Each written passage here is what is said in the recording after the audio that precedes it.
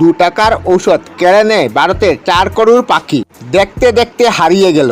আমরা ভাবছি আমরা আমাদের গরু মহিষের চিকিৎসা করছি, কিন্তু অজান্তে আমরা কুকুর ও ইঁদুরের সংখ্যা বাড়িয়ে দিচ্ছি। 1980 সাল পর্যন্ত ভারতের আকাশে শকুন পাখি স্বাভাবিক ছিল। এটি দেখতে ভয়ঙ্কর হলেও এরা প্রাকৃতিকভাবে সাফাইকর্মী ছিল। যখন কোনো পশু মারা যেত তখন শকুন পাখির ঝুন্ড মিনিটের মধ্যে একে পরিষ্কার করে দিত। এর কারণে অনেক অসুখ হতো না। তারপর আসে এক সস্তা পেইন কিলার, ডাইক্লোফেনাক্স। কৃষকরা তাদের গাভী ও বলদকে জয়েন্টের ব্যথা কমানোর জন্য এটার ব্যবহার শুরু করে। উদ্দেশ্য ভালো ছিল, যে পশুদের দেখাশোনা করা, কিন্তু তারা অজান্তে এই ঔষধে সাইলেন্ট কিলার লুকিয়ে রয়েছে। গাভী বলদের মৃত্যু হলে শকুন তাদের খেতে আসতো। মানুষ ও পশুদের মধ্যে যে ঔষধ অমৃত ছিল, শকুনদের জন্য তা অভিশাপ হয়ে গেল। কেবলমাত্র একটু ডাইক্লোফেনাক্স শকুনদের কিডনি ফেল করার জন্য যথেষ্ট ছিল। দেখতে দেখতে 1990 সাল থেকে 2004 সালের মধ্যে ভারতের 99% শকুন মারা গেছে। আকাশ খালি হয়ে গেল। বিজ্ঞানীরা চিন্তায় ছিল। প্রথম তাদের লাগলো কোনো ভাইরাস এসেছে।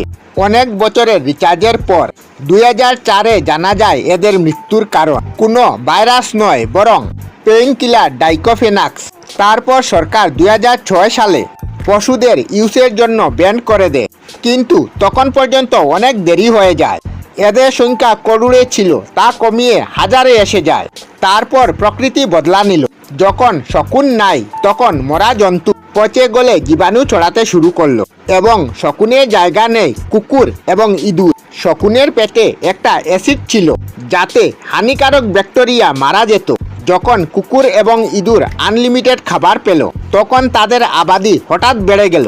কুকুরের সংখ্যা 70 লাখ থেকে বেড়ে 23 করোড় হয়ে যায়। আসল বয়ের কারণ এরপরে শুরু হলো, কারণ রেবিস কেস অনেকটা বেড়ে যায়। এক রিপোর্ট অনুসারে শকুন শেষ হওয়ার পর কুকুরের সংখ্যা বাড়ে এবং তাদের কামড়ে প্রায় 40,000-এর চেয়েও বেশি মানুষের মৃত্যু হয়। ফরাসি সম্প্রদায় তাদের মৃতদেহ টাওয়ার্স অফ সাইলেন্সে শকুনদের জন্য ছেড়ে দিত। এদের জন্য ধর্ম সংকট হলো, কারণ ডেড বডি শেষ হচ্ছিল না। 2 টাকার ঔষধ 4 করোড় শকুনদের মেরে ফেললো, আর তার পরিবর্তে আমাদেরকে দেয় অনেক ধরনের অসুখ। এই গল্পটা আমাদেরকে এই শিক্ষা দেয় যে প্রকৃতি আমাদের একটি সুরক্ষা কবচের মতো। যদি আপনি তার একটি সুতোও ছিঁড়েন, তবে সম্ভবত বিপদ আপনার উপরেই এসে পড়বে। আমরা আমাদের চ্যানেলে সব ধরনের ভিডিও আপলোড করি, যেমন ব্লগ, নিউজ, কুকিং ভিডিও, ধার্মিক আলোচনা ইত্যাদি। যদি আপনারা এই ধরনের ভিডিও দেখতে পছন্দ করেন, তাহলে এই চ্যানেলটি নিশ্চয়ই সাবস্ক্রাইব করবেন। আমি আপনাদের সাথে বিদায়ক না, আজকের মতো বিদায় নিলাম। আর ভিডিওটি ভালো লাগলে লাইক, শেয়ার ও কমেন্ট করবেন। ভিডিওটি সম্পূর্ণ দেখার জন্য অশেষ ধন্যবাদ।